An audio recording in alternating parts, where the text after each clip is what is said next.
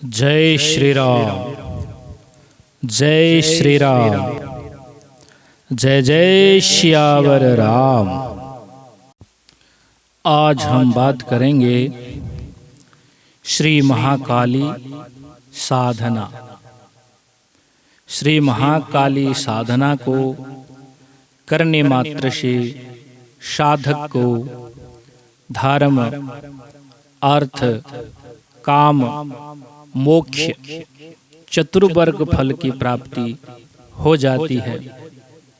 इस मृत्यु लोक में जब तक साधक रहता है तब तक सभी प्रकार की ऐश्वर्य को प्राप्त कर लेता है और मरने के उपरांत माता की चरणों में विलीन हो जाता है। श्री महाकाली की साधना से बढ़कर और कोई साधना नहीं होता है। श्री महाकाली आदिशक्ति जगदम्बा है। संसार में जितने भी दैवी शक्तियों की नाम है, रूप है, वो सभी नाम और रूप माँ आदिशक्ति जगदम्बा श्री महाकाली का ही है। जो भी जहाँ भी जिसका भी पूजा करता है वो सब कुछ श्री आदिशक्ति महाजगदम्बा श्री महाकाली की ही स्वरूप है। श्री महाकाली सर्वव्यापी, विश्वव्यापी, जगतव्यापी, घट घट वासी है। वो सर्वशक्तिमान है, सर्वंतर्यामी है। श्री महाकाली के सिवा इस दुनिया में कोई भी जड़ और चैतन्य किसी भी वस्तु का कोई अस्तित्व नहीं है। सब कुछ जो कुछ भी हो रहा है सब कुछ माँ आदिशक्ति काली की ही शक्ति से ही ये विश्व ब्रह्मांड सारा संसार संचालित है। इसीलिए हर एक साधक को, हर एक व्यक्ति को श्री महाकाली की उपासना साधना करना चाहिए। माँ आदिशक्ति जगदम्बा की 3 स्वरूप है, रजोगुण, तमोगुण और सतोगुण। साधक किसी भी प्रकार से माँ जगदम्बा को प्रसन्न कर सकता है। तमोगुणी साधना करके माता काली को तामसिक रूप में प्रत्यक्ष कर सकता है। रजोगुणी साधक रजोगुणी तरीके से साधना कर करके माता रजोगुणी के रूप में साधक को माता की प्रत्यक्षकरण कर सकता है। साधक शतगुणी है तो शतगुणी रूप से माँ आदिशक्ति जगदम्बा की साधना करके माँ जगदम्बा की आशीर्वाद को प्राप्त कर सकता है। माता आदिशक्ति की अनेकों मंत्र है, हजारों मंत्र है, करोड़ों मंत्र है। साधक अपनी अपनी रुचि के अनुसार कोई भी मंत्र को लेकर के माता का साधना कर सकता है। माता हमसे दूर नहीं है, माता हमेशा हमारे पास ही रहता है। वो विश्वव्यापी है, सर्वव्यापी है, जगत व्यापी है और घट घट वासी है। आदिशक्ति जगदम्बा हमारे अंदर है, हमारे अंतस्करण में है, हमारे भीतर है। बस केवल उसको महसूस करना होता है, उस शक्ति को केवल जागृत करना होता है। जागृत करना भी नहीं होता है, वो शक्ति तो अंदर जागृत अवस्था में ही है। वो जागृत है तब तक हम जिंदा हैं। वो जड़ नहीं है, वो आदिशक्ति चैतन्य है, हमारे अंदर चैतन्य रूप में, सर्वशक्ति के रूप में अंदर ही विराजमान है। उसको चैतन्य करने की जरूरत नहीं है कि चैतन्य करो, सिद्ध करो, नहीं, वो सिद्ध है, चैतन्य है। केवल उसको साधक को अपने अंदर उस शक्ति को महसूस करना होता है, उस शक्ति को मानना होता है, उस शक्ति को विश्वास करना होता है, उस शक्ति में समर्पण करना होता है। बस इतने सी जरूरत है। समर्पण और भावना और विश्वास और आराधना और जानना, यही है माता का प्रत्यक्षीकरण है। माता इतना बड़ा आदिशक्ति है, इतना बड़ा स्वरूप है, उसको साधक इन चर्म नेत्र से दर्शन नहीं कर सकता है। आपने सुना भी होगा महाभारत काल में जब अर्जुन ने कहा कि भगवान आप ऐसा ही है तो आप मुझे ऐसा विराट रूप दर्शन कराओ, तो कृष्ण भगवान ने बोले कि भाई तू मेरा विराट रूप को इस चर्म नेत्र से देख नहीं सकता, मैं विराट रूप में तेरे सामने प्रकट हो जाऊंगा तो तू जल के राख हो जाएगा, तू डर जाएगा, डर के मारे हट्टेक होकर के मर जाएगा, यानी कि डर से तेरी मृत्यु हो जाएगी, इसीलिए मैं विराट रूप तेरे को दिखा नहीं सकता। लेकिन अर्जुन की जीत करने पर श्री कृष्ण भगवान ने अर्जुन को दिव्य नेत्र दिया। दिव्य नेत्र दे करके उस दिव्य नेत्र के माध्यम से ही अर्जुन ने परमात्मा की विराट रूप को देखा। इस चर्म नेत्र से नहीं देखा, इस चर्म नेत्र को दिव्य शक्ति को देखा नहीं जा सकता। इस चर्म नेत्र की औकात ही क्या है जो उस परमात्मा की दिव्य शक्ति को देखे। उस परमात्मा की जब कृपा होती है, उसकी मर्जी होती है, उसकी इच्छा होती है कि परमात्मा चाहता है कि इस भक्त को मैं दर्शन दूं, तब परमात्मा की शक्ति से ही हमारी नेत्र में एक दिव्य शक्ति का ऊर्जा आता है। उस ऊर्जा के माध्यम से उस परम शक्ति की ऊर्जा को महसूस कर सकते हैं, देख सकते हैं, अनुभव कर सकते हैं। तो श्री महाकाली आदि शक्ति दिव्य ज्योति है, परम ज्योति है, विराट रूप है। उस रूप को हम इस चर्म नेत्र से, इस शरीर से देखना संभव नहीं है। केवल उसको जानना, उसका ज्ञान होना, उसको मानना, उसको विश्वास करना, अपना तन मन धन सब कुछ माता की चरणों में समर्पण कर देना ही माता का दर्शन है। तो माता रानी की श्री चरण कमलों में अनन्य भाव से जो भी व्यक्ति मेरे द्वारा बताया गया बहुत पहले अष्टांग योग महाव्रत को धारण करके जो भी प्राणी इस कलिकाल में श्री माता काली की आराधना साधना करता है तो माता काली की कृपा अवश्य ही प्राप्त करता है। तो माता काली की जो मंत्र है, अनेक प्रकार के मंत्र हैं। एक तो होता है ग्रामीण मंत्र। ग्रामीण मंत्र के द्वारा माता काली की साधना जल्दी से जल्दी, शीघ्रता से शीघ्रता सफलता मिलता है। उसके बाद होता है सावर मंत्र। सावर मंत्र के द्वारा भी माता कालिका को जल्दी से जल्दी उनकी कृपा प्राप्त किया जा सकता है। उसके बाद होता है वैदिक मंत्र। वैदिक मंत्र के द्वारा माता काली की कृपा को प्राप्त किया जा सकता है। लेकिन वैदिक मंत्र अति कठिन तपस्या के द्वारा, बहुत कठोर साधन के द्वारा, बहुत ही ज्यादा मंत्र जाप के द्वारा माता काली की कृपा प्राप्त किया जा सकता है। इसके लिए अनुष्ठान करना पड़ता है।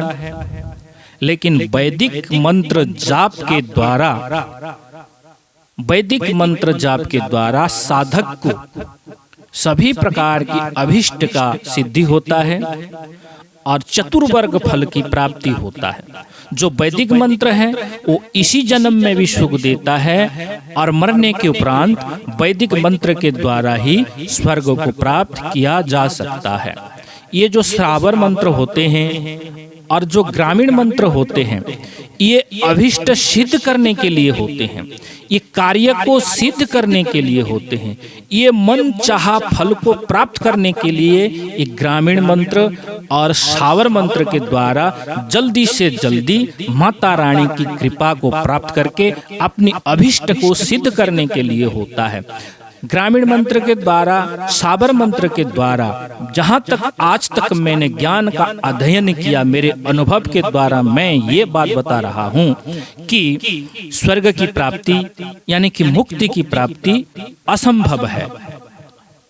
वैदिक मंत्र के द्वारा ही माता काली की आराधना करके साधक स्वर्ग को भी प्राप्त कर सकता है, मुक्ति को भी प्राप्त कर सकता है और माता रानी की कृपा को भी प्राप्त कर सकता है। इसीलिए हर साधक को इधर उधर के मंत्र को छोड़ करके केवल वैदिक मंत्र में ही ध्यान देना चाहिए। वैदिक मंत्र जो होता है शतगुण होता है। वैदिक मंत्र की ही साधना जाप से साधक को गति मिलती है, मुक्ति मिलती है, सत्य गति मिलती है और जन्म मरण की चक्रों से आवागमन को मिटा देता है।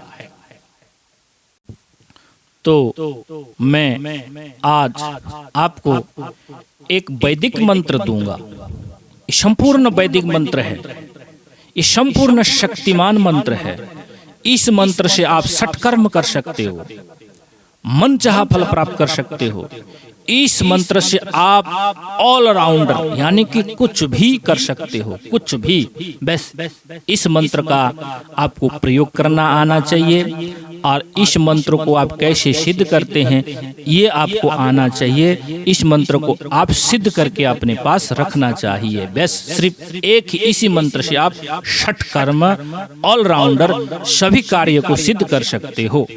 और आप अगर श्रद्धा, भक्ति और स्वात्विक भावना से केवल माता रानी की कृपा प्राप्त करने के लिए निष्काम भाव से अगर आप इस मंत्र का जाप करते हो, निष्काम भक्ति करते हो, तो आपको मरने के उपरांत सायुज्य मुक्ति की प्राप्त होगा और जीते जी माता रानी की कृपा प्राप्त होगा।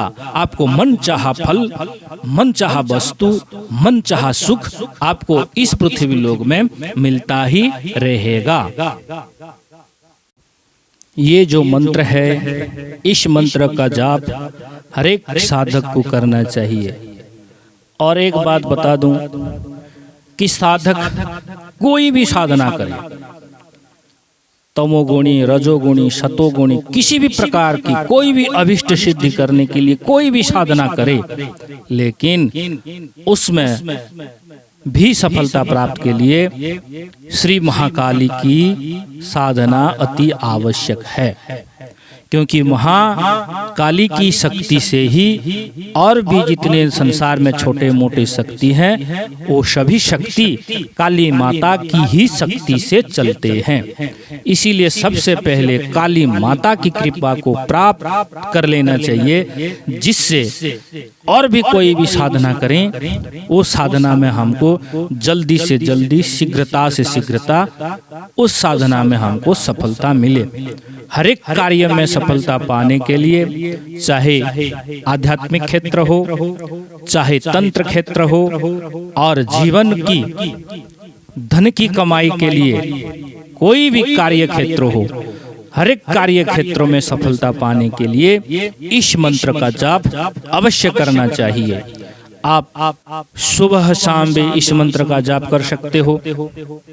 त्रिसंध्या का पालन करके आप इस मंत्र का जाप कर सकते हो। आप दैनिक पूजा पाठ सुबह शाम जो अगरबत्ती धूपबत्ती करते हो, उस समय भी आप श्रद्धा भक्ति सामर्थ्य समय के अनुसार आप 108 बार, 54 बार, 27 बार या 11 बार इस मंत्र का जाप कर सकते हो। या आप चलते फिरते, उठते बैठते, सोते जागते, हर एक कर्म को करते हुए माँ आदिशक्ति श्री महाकाली की मन में चिंतन करते हुए माता काली को सर्वव्यापी, विश्वव्यापी, जगत व्यापी, घटघटवासी मान करके माता रानी की स्वरूप को अपनी आज्ञा चक्र में ध्यान करते हुए, माता रानी की छवि को अपने दिल में बसाते हुए आप इस मंत्र को आप 24 घंटे भी मन ही मन जाप कर सकते हो। इस मंत्र को जाप करने के लिए कोई बड़े से बड़े आडंबर, बड़े से बड़े नियम, बड़े से बड़े तप, बड़े से बड़े किसी भी प्रकार की कोई अनुष्ठान करने की जरूरत भी नहीं है। और इस मंत्र के द्वारा जल्दी से जल्दी, शीघ्रता से शीघ्रता माता रानी की प्रत्यक्षीकरण करने के लिए, प्रत्यक्ष रूप में दर्शन पाने के लिए आप बड़े से बड़े यज्ञ, बड़े से बड़े आडंबर, बड़े से बड़े तप, बड़े से बड़े तपस्या की आयोजन करके भी इस मंत्र का जाप कर सकते हो। इसी मंत्र को किसी भी प्रकार से चला सकते हो, किसी भी प्रकार से जाप कर सकते हो। आप चाहे नहाए हो, चाहे मत नहाए हुए, आप 10 दिन भी नहीं नहाया हो सर्दी के मौसम में या गर्मी के मौसम में 3 बार भी नहाते हो, क्योंकि ये अघोर मंत्र भी है, ये तांत्रिक मंत्र भी है, ये वैदिक मंत्र भी है, ये साबर मंत्र भी है, ये ग्रामीण मंत्र भी है, ये ऑलराउंडर मंत्र है। आपको जितने कठोर नियम पालन करोगे उतने ही जल्दी आप माता रानी की कृपा प्राप्त करोगे। और जितना ही सरल भावता से, सहज भावता से, समर्पण भावता से, यानी कि भक्ति भाव से इस मंत्र का जाप करोगे तो भी माता रानी की कृपा जल्दी से जल्दी आप इस मंत्र के द्वारा प्राप्त कर लोगे। मैंने आज जितने भी बात या पॉइंट बताया इसमें तिल मात्र भी संदेह नहीं है। इन सभी बातों में, लफ्जों में, एक एक शब्दों में 100% गारंटी के साथ ये बात सत्य है, सही है और सटीक है। तो ज्यादा देर न करते हुए मैं आज आपको ये मंत्र बता देता हूँ। मंत्र है ओम क्रीम क्रीम क्रीम ह्रीम ह्रीम हूम हूम दक्षिण काली के क्रीम क्रीम क्रीम ह्रीम ह्रीम हूम हूम स्वाहा। ये मंत्र आप प्रतिदिन जाप करो, जाप करना चाहिए। अगर अपने जीवन को सुखमय, शांतिमय, आनंदमय, हर एक मनचाहा फल को प्राप्त करना चाहते हो, इस जीवन में धर्म, अर्थ, काम, मोक्ष, चतुर्वर्ग फल को प्राप्त करना चाहते हो, सभी प्रकार के ऐश्वर्य को प्राप्त करना चाहते हो, तो आज से इस मंत्र का जाप करना शुरू कर दो। आप देखना दिन पे दिन आपका हर एक मुरादा पूरा होता चला जाएगा, आपका हर एक दुख दूर होता चला जाएगा, आपका मनचाहा वस्तु आपको मिलता हुआ नजर आने लगेगा। तो आज के लिए इतना ही, फिर मिलेंगे फिर किसी दिन, फिर किसी ज्ञान की चर्चा के साथ। तब तक के लिए जय श्री राम, जय श्री राम, जय जय श्यावर राम।